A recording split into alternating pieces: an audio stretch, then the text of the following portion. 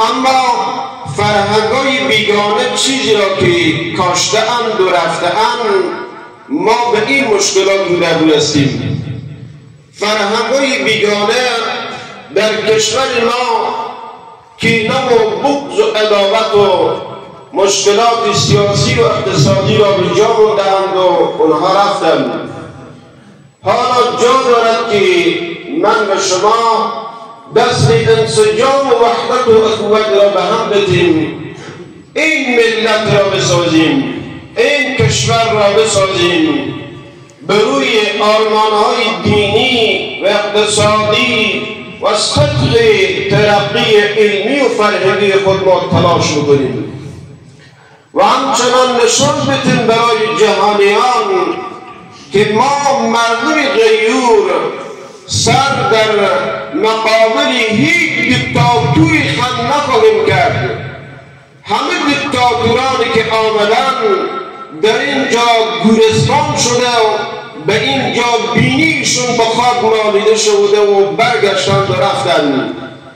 امروز اگر پرچم ظلم در آسیای میانه و بخصوص به سر مردم مظلوم غزه پرچم ظلم و استبداد بلند شده است، به کمک نصرت الله متعال به زودترین فرصت الله متعال این پرچم ظلم و استبداد را سرنگون خواهد کرد، یا توسط مجاهدین اسلام یا به ظهور فتح و نصرت و پیروزی غیب، چنانچه که در حضور ملائکه خداوند در غزوه بدر تابوت‌های جهان سرنگون شدند، اسیر شدند، کشته شدند و نابود شدند.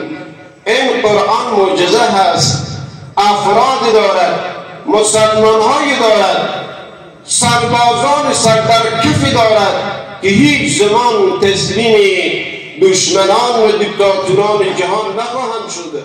عالمی جیدی کشور فخر افغان توییم، عالمی جیدی کشور فخر افغان توییم.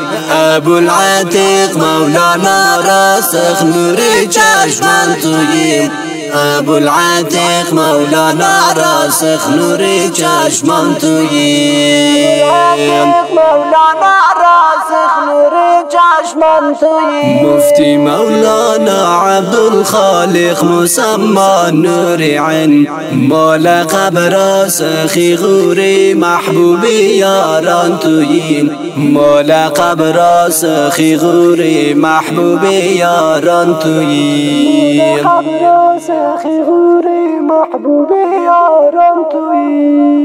این زمزمه زیبا و رنگین تقدیم به محضر حضرت مولانا مفتی ابوالعتیق راسخ غوری از طرف دکتر صاحب ملا عبدالله با شاعر حماسه و انقلابی محترم ابو تقی رؤوفی صاحب او به اوازی ماستر هابی لوس.